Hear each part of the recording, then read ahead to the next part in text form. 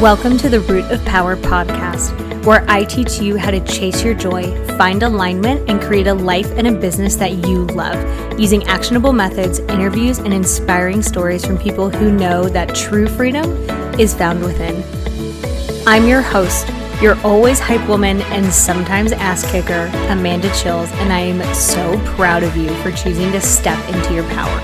Come along, we've got dreams to build.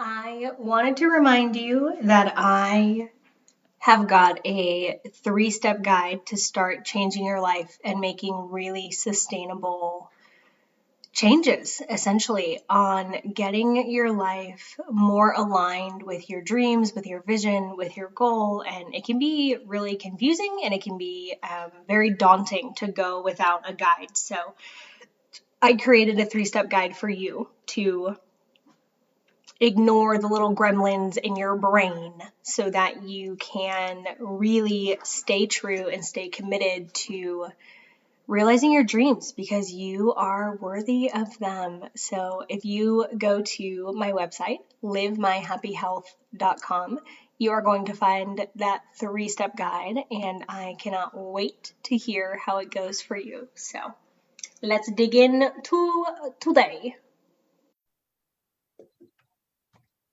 Okay, podcast fam, you guys are going to get such a gem today. She is like so sweet, so knowledgeable, a totally badass athlete, yoga instructor, mindfulness coach, movement coach. Like, she really has, when I talk about foundations dialed in, like, her foundations are dialed in, her anchors are dialed in, and she teaches other women how to do the same, and men. Primarily women. Okay. Primarily women to do the same. When you're feeling stuck, when you're feeling like you don't know what to do, you've got some confusion, she helps you get clarity through movement and mindfulness. And we're going to discuss. So welcome, Sarah. Hello. Hello. Thank you so much. Thanks, Amanda. Your words mean so much. I really appreciate it. And thank you for having me. I'm excited to dive in with you. Dude, you're killing it. Like, y'all, her Instagram game is like legit AF. Everything she says, I'm just like, yes, please. Yes. So that was a little intro, but like, tell us what you do, how you got here, and why you do it. So I coach women totally online. Have a 12-week mastermind course where we dive into mindfulness and movement and how to use these two tools to really guide your life and have you connect to your true potential, your intuition. A lot of the times we are kind of living in this unconscious state. And some of these tools really allow you to connect to yourself and the power that we really have before we kind of have like these doubts and kind of this idea of what we should be doing. That kind of filters into our life, and finding just really how important it is to connect to yourself. Yes. And how did we, because that's something that's so, like, I see it all the time, women, and I call it disconnected from your body. Like, when I talk to people about it, that seems to be the most like visual way that I can think about it. Like, a lot of people live in their heads so much, especially women, right? Because we're taught to disconnect. We're taught to self-sacrifice. We're taught to self-betray, and all those things build a disconnection. How did you get into this work? So movement has been a part of my life, my entire life, growing up doing gymnastics and dance competitively. So I always loved movement of the body, and also kind of like intuitive movement and improv through dance.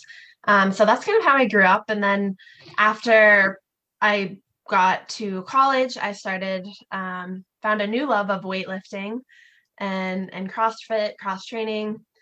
So again, just like movement of the body and kind of realizing the potential that you have. Like, you have this kind of idea of what your potential is. And then there's your actual potential, which really doesn't have a ceiling over us, right? It's up to you.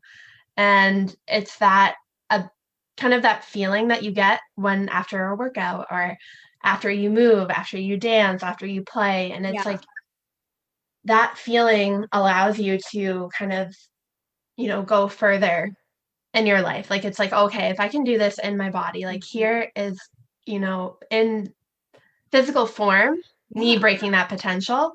And it's like, what else is possible? Like that in my mind, I'm telling myself one thing. Yeah. Can I also do it mentally and break through that as well? Yeah. It's like when you step up to do like a lift in CrossFit and like, logically, it's only like a 2 pound difference, right? Or a 2.5 pound difference. Like, you can pick that bar up and then you get in your head. That's why so many people don't calculate how much weight they have because they're like, nope, nope. If I know, then I can't do it. And it's like a total mental game. Or if, you think you can't be good at something, then you're automatically not going to try. Like those stories that we tell ourselves become our reality. And it's so true. Like not only the stories we tell ourselves, but the stories that we believe, because your brain may tell you, and I'm sure you see this often, like your brain may tell you you can't do something, other people do it better, you're going to look stupid, blah, blah, blah, blah, blah, blah, like whatever. Our brains are dicks. Um, but we don't have to believe them. And that's something I talk a lot about. Like, yeah, you have those thoughts, but you choose where to put your intention. And that's where being mindful, I think, really comes into play. So is that something that you're seeing too? Yeah, and I love working with athletes too because I get um, it. they're some of the strongest people, and they have, we work out, we do these hard workouts, and we create this intentional suffering to be able to apply that outside of our life and know how to face challenges. Um, but it kind of goes back to that famous quote of, whether you think you can or think you can't, you're right. Yeah. And when we can get out of that story, like whatever it is that we're telling us ourselves, and stop, as we collect the evidence to, support the story that we have, but Right. it's really taking a moment to disconnect from that story and see, where am I limiting myself and where am I putting a story behind something that's not really true? Yeah. I think that's such a powerful practice because a lot of people, I mean, pretty much everyone, yeah, no, like 100% of the people I've worked with don't realize that um, you just decide these things are true, but you don't necessarily have to believe everything your brain says. And once people get that concept where they're like, like not everything my brain says is gospel, it's so freeing because then you can really pick and choose what. I use the term helpful because I don't particularly care if a thought is true. I care if it's helpful. Does it help me get to the life I want? Does it help me reach my goal? Does it help me have a better relationship, job, whatever? Like, is it helpful? Because I think a lot of people too get caught up in if it's true or untrue, where it's like, well, yeah, it's true that I can't um make $1 million in the next 10 days. And it's like, yeah, cool. But like, there's probably a lot smaller things. Like, it's true that I can't pick that bar up, but they don't think to add like yet. You know what I mean? And so they just go through life like deciding whatever their brain says is true, but most people really don't question it. And that's what you were saying earlier, when they like live in a state of unconscious because they're not paying attention. They're not, this is so good. All these like little things are coming together. Like they're not mindful, they're not paying attention, they're not questioning things that they just decided or were taught are true. Right. Yeah, and that's one of the one of the weeks that we dive into manifestations. We talk about how, like, the power of talking in the present tense versus the future tense, right? If you keep talking in the future tense, it's going to stay in the future. And it's really important to be and embody what you want to be right now. But it feels a little sticky. It feels a little uncomfortable to say the things that we want to be true right now, because we have that fear and that doubt and that, what if I say this right now and it's not going to be true? Yeah. But it's getting to the root of why we have that limitation. It's not just, saying affirmations and letting them and think that's going to be enough. It's really like diving deeper into the root of, the limitations that we have, and knowing that we're separate from that voice that we've been talking about. Like it's almost like, when I'm in meditation and I have a thought come up, it's almost just like saying hello to the thought, like, and realizing like that voice of me saying hello to the thought is separate. Right. We are not our thoughts. Like, we're the person and the entity and the spirit behind them. And I think if people just hear one thing, it's like, you don't have to believe all of your thoughts, but how do you even, like when you're working with these women, how do you teach them that? How do you get to that point where they can not only say what their goal is and say like, I'm abundant, I'm successful, I have a relationship that I love, or whatever it is that they're trying to manifest, and have it feel more authentic? Well, by starting, like when we start the program, it's all about awareness. Because a lot of people aren't even aware of the power that they have to control their thoughts, Sure. or what's going on up there, like or when we're going like for a walk, or if we're, washing the dishes or doing something that doesn't really require us to be fully present. Using kind of those small challenges to make wins for the day of, when you're on your walk, can you be mindful? Can you be aware of where your thoughts go? And that awareness is kind of the foundation, and that's where we begin. And then integrating kind of how those thoughts can either help us, or are they hurting us, and what can we replace them with? Yeah. And going into different tools to get there, and then diving a little bit deeper. We actually start with meditation. A lot of people don't meditate, or don't know what it is, or don't think they're doing it right. What is it? Meditation is it's a practice for sure. It's any time that you can just be still and sit still and be aware of your thoughts. Usually in, like a place where you can not be disturbed.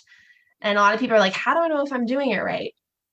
And if you have a thought where you're like, oh, I need to do this, I need to do that, and you observe the thought and you don't take action on it, you're meditating. Yeah. Ooh, it doesn't. That's a great explanation. Can you repeat it? So anytime that you have a thought where you think you need to take action on it or do something else, but be still, and you observe the thought and you don't take action on it, that is meditation.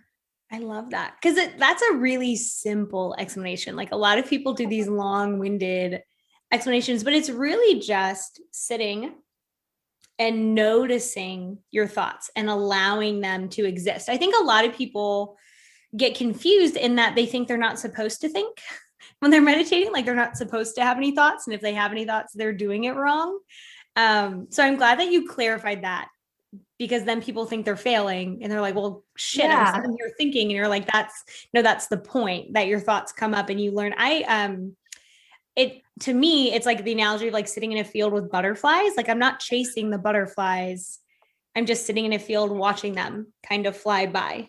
I'm not trying to get them. I'm not trying to do anything. I'm literally just watching butterflies. So to me, like when I think about meditating, that's what I think about. You're just watching your little thoughts, like little butterflies. Yeah, totally. And it's good. You can either, a lot of the times if I'm feeling like I don't know what to think about, like that's okay. Yeah. You can use it as a way to just be still and kind of let the thoughts come to you. You don't necessarily have to, envision something or focus on anything in particular. Just let the thoughts come up to you. And it kind of is like this creative outlet, if you allow it to be, just letting the thoughts come to you. And the more you practice it, the more you feel kind of free to let that happen and let that creative space. Yeah. And I think it really, oh God, I had such a good point. Hang on. Oh, okay. I think it really allows you to see patterns, because you'll start to see the same types of thoughts or the same themes. Or I really think that's one of the ways you get into alignment too, is you just like slow the fuck down and listen. Like I meet so many people who like live and die by busy culture, like live and die. They're like hustle, grind, and it's all just a distraction. Like, bro, you hate your life. Stop running from it 24/7 and face it. And I think that's why so many people are uncomfortable with stillness, and they're uncomfortable with developing a relationship with their body, because their body's going to tell them when something is wrong for them. And if you're so used to just like shutting it down, then you don't have to listen. You don't have to fix anything. You don't have to take accountability. You can just continue to grind until you die. Yeah. Does that make sense? Yeah. Oh yeah, you're describing me a couple of years ago. I mean, I used to hate yoga. Like I didn't get it. It wasn't a workout. It was like time. I'm like, what am I accomplishing? Like, because it wasn't like physical. It wasn't, well, it depends on the class, of course, but I didn't like slowing down. Like I mean, I still like to, be involved with a lot and, get things done. Yeah. But I didn't understand the practice until I really got into the mindfulness space, and started, reading about it. And that's actually why I started to become more attracted to yoga. Kind of backwards was the mindset component. Yeah. My favorite teachers incorporate mental and physical themes into their classes, and that's why I was really drawn to it, is that mind-body connection. Yeah. I love that. How did you even start taking yoga classes? Like, were you like, I'm going to get a workout, or how did that come about? I was interested in it because a lot of people that kind of danced when I was younger had started to get into it. So I tried a few classes and did hot yoga. That's where I currently teach in person now. And then after that, I started to get into the mindfulness space, and I started reading books. I read A New Earth by Eckhart Tolle, and it was life-changing for me. That book was life-changing. And then I slowly started to read more and more and more. And I saw how it translated into my life and how powerful it was. And I really felt drawn to teach it, because it combined both my passion for movement and mindfulness in one. What are some of the changes that you saw that you've like experienced because of stillness and mindfulness and movement? So much more intention and confidence in myself. Intention with the decisions that I make, and confidence in knowing that they're the right ones. I think that when we get so in our heads, we lose that sense of intuition. And that's why I feel like so kind of just drawn to teach it, because I saw like what it did for me. I am very type A personality, like things done a certain way, got the schedule, got like 5 planners going on. But it's really like these practices help you just release that, because when you're trying to control so much and you're trying to grip so much, that's where the suffering comes in, and the separateness. And it's really powerful work, and tangible skills that you can do in your everyday life, part of your routine. Right. And it's exhausting. Like anxious people are always control freaks, right? Like I just think about their life and I'm just like, you must be so tired. Like all the time. It's energy, and it's like living in like low vibes, low energy space, without really knowing. Yeah. Really right. And the kind of like the ironic thing is it doesn't even work. Like you still don't know anymore. You still don't have more control over the outcomes. You're just exhausted all the time. And then you lose that control that you are trying to gain because you actually have no control, and we're putting it in the wrong place. And it's this like hurricane of suck that people get trapped in. And it's super, super true. Like people get trapped there, and then they think that the antidote is to do more control, and then they lose people in their life, and they can't, just Jesus, what a ball of stress. And I'm just like, oh my God, go lie in a field and watch some clouds. Like I can't, Jesus. Yeah. And another book that I highly recommend that I really, really spoke to me was, The Surrender Experiment. And it talks about, a lot of people have probably heard Untethered Soul, same author, but it is about just letting life flow with you, and releasing some of the resistance, because that is where we cause a lot of suffering for ourselves, is resisting things instead of letting it flow. Right. And that's a confidence piece too. Like if you don't believe that what is meant for you will never pass you, if you don't believe that the things that are yours will always be yours, then you try and control them and then you're pissed off. And this happens to a lot of people where something won't happen for them and they're like, well, nothing ever happens for me and everything's always in the way and I never blah, blah, blah. And I'm just like, the impatient part of me is like, shut up. And the empathetic part of me is like, that's literally not true. And also, those things just weren't meant for you. Like, okay, cool. That door closed. It wasn't your door. Move on, pivot. And it's rewriting that story, right? Like if that's a story that we have in our head, right? We're going to keep giving energy to that. And the more energy we give to that story, the more it is going to be true. Right. So it's just being aware of that and writing, a story and, the way we talk to ourselves, have it be who we want to be, not kind of like sabotaging our own self through our thoughts and through our patterns. Yeah. And I think people will just prove themselves right. Like I have a ton of clients who like think people aren't trustworthy. Well, I have different things, right? They think people aren't trustworthy. They're not worthy of love. Everyone is miserable. And they just prove themselves right. They hang out with people that prove that right. They choose partners that prove that right. They don't chase things that would prove that wrong. And all of that is just putting so much stock in a story that when they take 2 seconds to question it, literally 2 seconds, they know it's not true, but they keep buying into it because I think part of it is we don't want to be proven wrong. Right. So we look for evidence, just like you were saying, we look for evidence to support it. And I love that you touched on that too, because that's another thing that I really dive deep into in my course is your environment. And we do kind of like a consumption audit, like who we surround ourselves with, what we surround ourselves with, what we're consuming through media, and how that's really affecting our ability to step out of the pattern. Because your environment will always beat out your intention. And I really believe that to be true. So if we keep ourselves in that environment and like who we surround ourselves with is so important. So even if you have the best of intentions, you might not, your environment and your intention might not be in the best place. Right.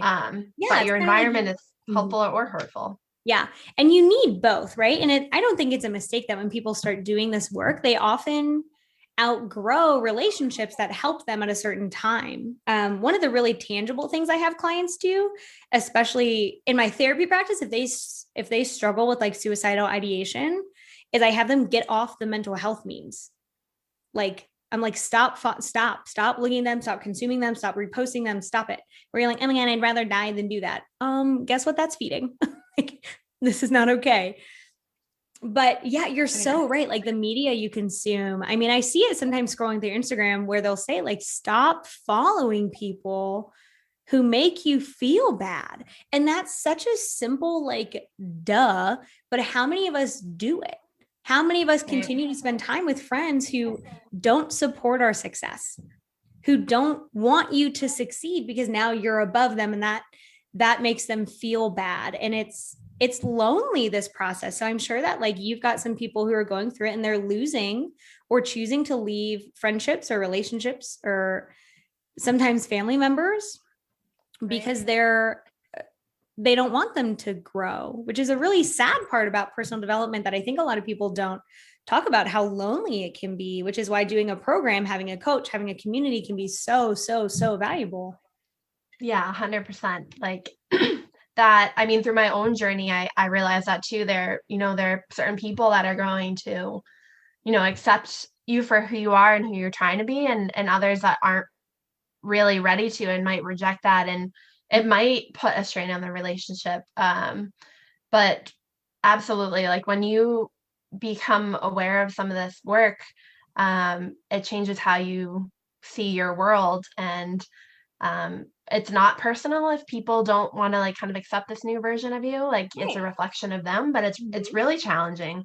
And that, I think that's where like you said, like the community component comes in. It's like you have these people supporting you, supporting your wins, supporting your growth, and this new, better improved version of yourself. Because it's scary enough to realize and overcome our own limitations. Right. If you see other people do it in your life, it might also kind of trigger that fear in you, or it might inspire you to do the same thing. Right. Yeah. And whichever one it is, like whether people are inspired by your journey or threatened by your journey has nothing to do with you as a person or your journey. Like they were going to be that way anyway. And I think it's what I often find, and something I say a lot is like, if people don't support you in your growth, they're just not your people. And learning to accept that can be kind of a hard pill to swallow. Super hard. Yeah. Because you're already kind of feeling like a little bit of doubt about all of the work that you're doing. And then when all it takes is one person to kind of pull you back. Yeah. But all it takes you is also one person to pull you forward. I love that. Yeah. That's true. Yeah. But that is what, the community with alternative moves kind of does. Is kind of finding that alternative for you, that alternative path, and pulling you forward into that by connecting to yourself. How do people know when they have no connection with themselves? If someone is listening to that, they're like, I'm totally connected, but like, they're definitely not. How would they know? I think like patterns and habits and maybe routines that are making you feel like you're in the same place. Maybe everything on the outside, it might look different, it might look the same, but it's kind of a feeling. So I guess that is kind of a challenging question. It's like that feeling of, do you feel like there's something more that maybe that you're not stepping into? Yeah, really, that's kind of a hard question. I'll have to think on that, but definitely that feeling, that intuition. Something I notice when clients have no connection with their body is they can't make decisions. And I wonder if that's something that you see, because that in and of itself is an intuition gap and it's a confidence gap. If you can't make decisions, if you're constantly seeking advice, if you're constantly outsourcing your own knowledge, your life doesn't belong to you. And that's scary. So you disconnect from your body and you don't know what's right or wrong for you because you have no connection to know, like you're not rooted to anything. So your decisions aren't based on a feeling. And then the other thing that happens is they try and out logic their way to those decisions. And I all the time will ask someone, I'll say, well, how do you feel about that? And they say, well, I think blah, blah, blah. And I'm like, I don't care what you think. That's not what I asked. I said, how do you feel about this? And they always, in the beginning of the journey, they'll pause. And then it's funny over time, as I ask that question, I say, well, how do you feel about that? They say, well, I feel really good. And I'm like, okay, now we're building a connection. Yeah. And I wonder if that's something you see your clients struggle with, is like, it like literally wigs them out to make decisions. Yep. 100%. Yeah, that definitely. And it's that connection, like out of the head space into the heart space, and not being able to make decisions. People pleasing is a big one. Yes. And busy culture, back to that. Just doing instead of just being, and knowing that that's enough. So I would say, definitely those three things are the top. Okay. Yeah, those are good. Those are probably good flags. There's actually someone I follow on Instagram called the Nap Ministry, and their entire thing is literally go take a nap. Like, not so you're rested, so you can do more later, just because you deserve to rest. Like, go take a freaking nap. And I'm just like, oh my God, I love this because I love naps. They're my favorite thing. But a lot of people would say, but I can't. And I can't. Right. I don't have time or whatever. That like the whole woman, being selfish too is like kind of like the other thing that I run into a lot is talk about it. Will it look selfish? Being selfish by prioritizing myself, really taking time for yourself in your everyday life, especially with moms. It's like it's even more difficult to find that me moment in the day. Martyrdom is so glorified for women. Like, I've literally had clients have a visceral reaction to me telling them, I want you to be more selfish. Like they make a face and they're just like, I could never. And so I usually give an example, like if I don't want to go to an event, I don't go. And they're just like, like it blows their mind. It blows their mind. Like there was our local brewery had an adult prom on Saturday, and it was totally David's thing, right? He loves shit like that, loves it. Like he wants to go to music bingo, he wants to do it all party, he wants to do all this stuff. Where like me, I'm just like, that's so much noise and lights and overwhelming, and I would rather take a nap.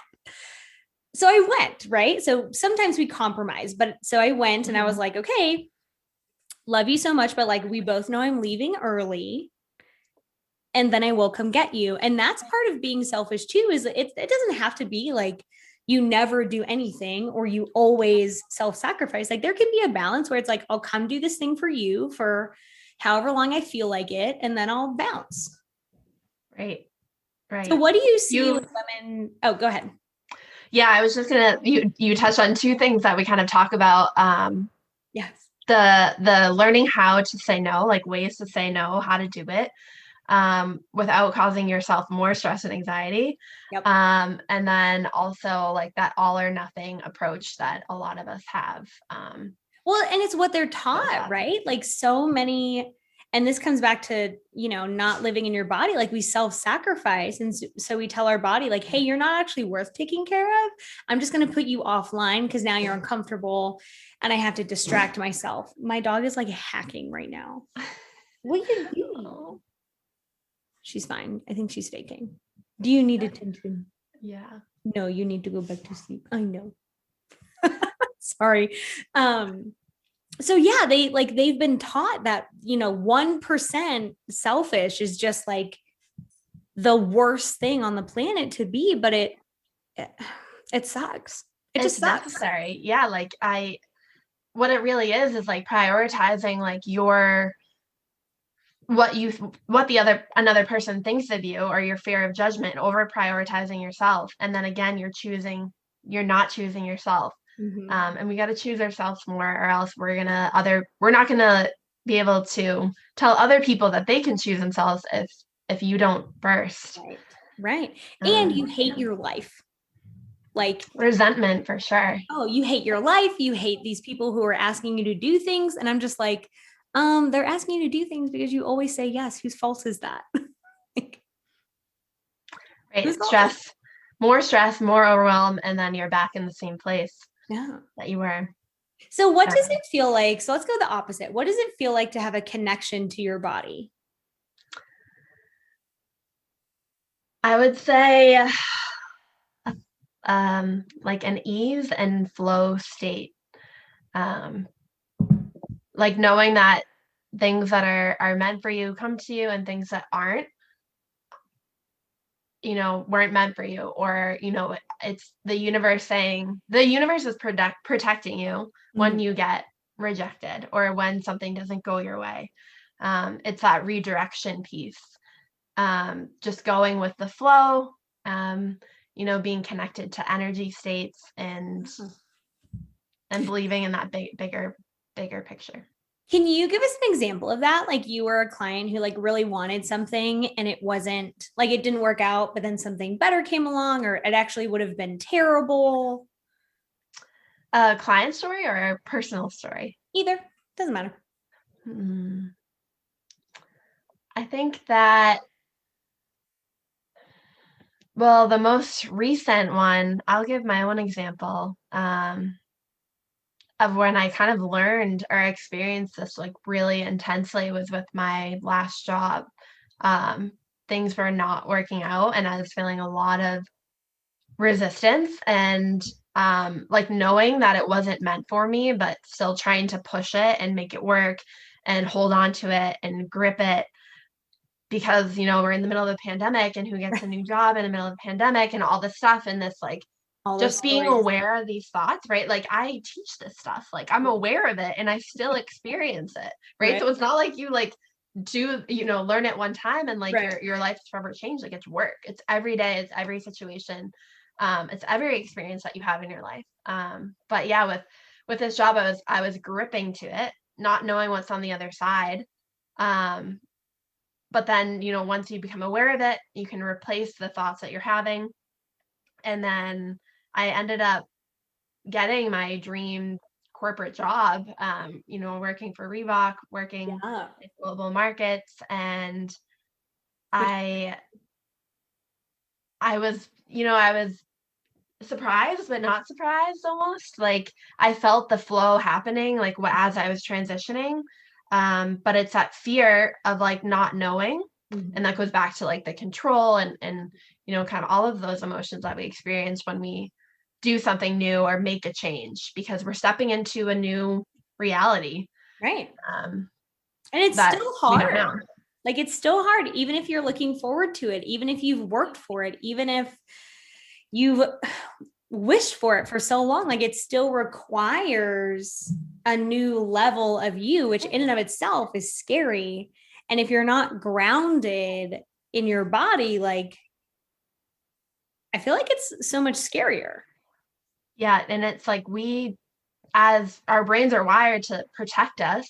And when we're in that unknowable future, right, we don't feel protected and safe. So it's that replacing that narrative to remind yourself that you are protected and safe, even when you're going through a change, even when something's unknown.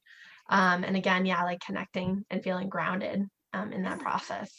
And I'm wondering, I love my dog so much. Why are you scratching? I'm wondering if mindfulness is that other missing piece where if you're living now, if you're living in the here, then you can't really be in two places at once. You can't be like wigging out about the future and telling yourself those like apocalypse stories and being content in the moment. Yeah, 100%. Like, I think I talked about this a couple of weeks ago, but as you're going through these experiences, like you have to trust. And that's like scary. And it's like, you can't connect the dots when you're looking forward. You can only connect them looking back. Like, oh, like that's why that happened. Like that's what it was doing for me. Yeah. Even though you're in that state of, confusion and not knowing. Once it happens, it's like, I'm sure so many people have had that experience of like, oh, that was the lesson I've learned there. Like, but when you're in it, it doesn't feel like there's any lesson, but it's becoming aware and trusting that there is. Yeah. Which I think is another piece of intuition too, that I think a lot of people don't talk about, is like intuition is also like you said, it's not only not resisting, but it's having faith that like things work out. Like, okay, cool. Like, I don't really know how this is going to work out, but I'm going to do the work and trust the process, and it'll be what it is. Yeah. And that's why that's why the work is so important, because when you are in that transition, if you keep telling yourself that limiting story, the results are probably going to be not as powerful as they could be. Because if you have that narrative, if you're going like in my example, like if you're going into interviews with like these confidence issues, with these limitations, that energy is going to be, spilled into your environment, into the things you say and do. And that's why it's so important to be able to connect to that. Have you seen an energy shift in your group? Yeah, we're about 8 weeks in this group, and I think building like that awareness is like a muscle that you keep building, and now that you're aware of it, it's kind of like, oh, it's amazing what you can do with that awareness, but it's also kind of like, oh, well, now I'm accountable because I'm aware. And like, right, when you know better, you do better. And I was like, okay, here we go. I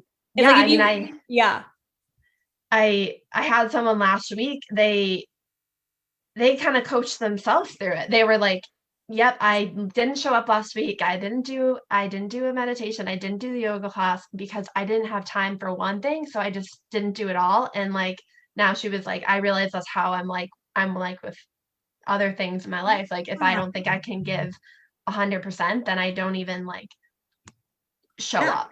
Yeah. It's like she gets a flat tire, and then instead of changing the flat tire, she just slashes all the other tires. And it's like, well, now you have 4 flat tires. But it's that pressure of like, you have to be a certain way. So like, I can't show up, partial or, whatever, however you look at it, that all or nothing. Whatever story.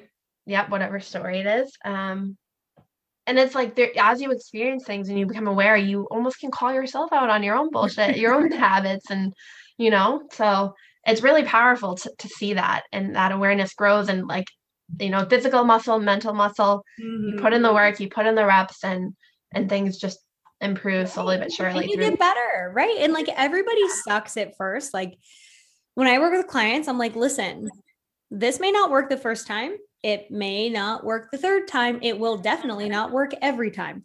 But the better you get, the better you get. So if you start at 10%, you're doing it. It'll grow to 20. It'll grow to 60. And I'm like, once you really do it like half the time, your life starts changing so much. And when clients are resistant, I'm just like, well, what if you did it 20% of the time? Like, how much better would your life be? And they're just like, oh my God, so much better. And I'm like, great, start sucking, because eventually we'll get to 20%. And then you just get so much better. Like Mozart wasn't Mozart overnight. You weren't super great at CrossFit overnight. Like it takes reps. It takes a lot of reps. Right. And integration, like it, yes, you have to make it sustainable. Like you can't expect yourself to have a time for a 20-minute meditation, an hour yoga class, an hour workout, journaling, reading. You don't make that your routine, because that's not sustainable. And then you're going to shut down, and it's going to be back to that pattern of all or nothing. And I think that's another reason why working with a coach is so, let me clarify, why working with a good coach is so important, because a lot of coaches just sell canned programs and they're like, oh, it worked for me, it'll definitely work for you, instead of taking into account like the nuance of people's lives. So if you were just like, well, I meditate an hour every day and do yoga and do CrossFit for an hour, so you have to do the same thing, and that's the only way to succeed. And it's like, okay, literally, no, it's not.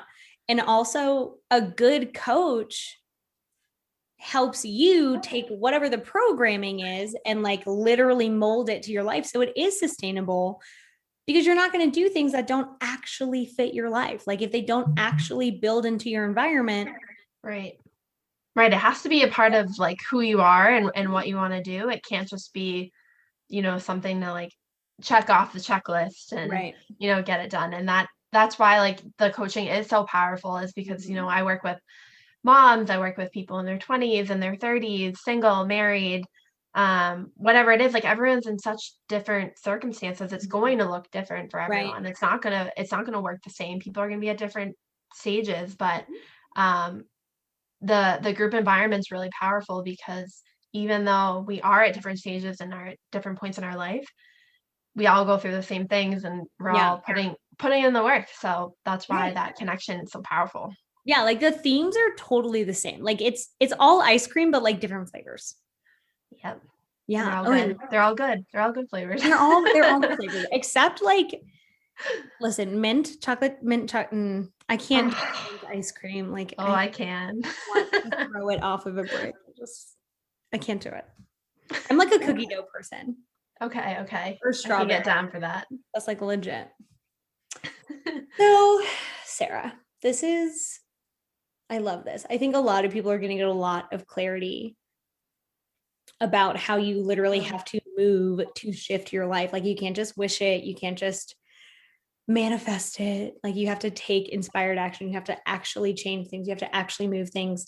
How do people find you if they're like, I love Sarah and I want to hang out with her? How do people do so? You can find me on Instagram, _ Sarah Buckley. And you can find my website through there as well. What's the website? Alternativemoves.com. Yes. And you just do the program right now? Do you do one-on-one coaching? Yeah, so I just do the program right now. Our next launch is going to be in August. So I'm opening up spots for that. I'm really excited. And it's a 12-week program. And there's community and coaching and weekly yoga videos and kind of some workout inspiration for you. It's definitely a component of the program. Total mind-body connection and community too. Love it. Dude, you are busy, like doing the corporate thing, yoga instructor, running these things. Like Do you think you could do it without the practice that you have? Like do this many things? No, because the moment I get out of my own practice Mm. is the moment I feel back to that space of like, overwhelmed and like there's too much going on. So Yeah. it's so important. It has to be first at the top of your list, right? You can't be the first to go. Right. 100%. Yeah, because you can't show up for other people if you don't have these anchors, if you don't have this practice built in. 100%. So tell us one more time where to find you. And then if people hear nothing else but this like one thing that you want them to know, what would that be? All right. Instagram _Sarah Buckley. And the one thing I want you to take is if nothing changes, nothing changes. Taru. Yep. So visioning and all of the work that you want to happen, you got to take action behind it. Is so important. So important. Tiny steps and tiny action steps to get you there. Yeah. And they build. Yep. Start with one step, take another. I love that. 100%. I love it. Dude, thank you so much. Like this was beautiful. Thank you. I love it. So amazing. Such a good conversation. Thank you so much for having me. Okay, fam. Be good.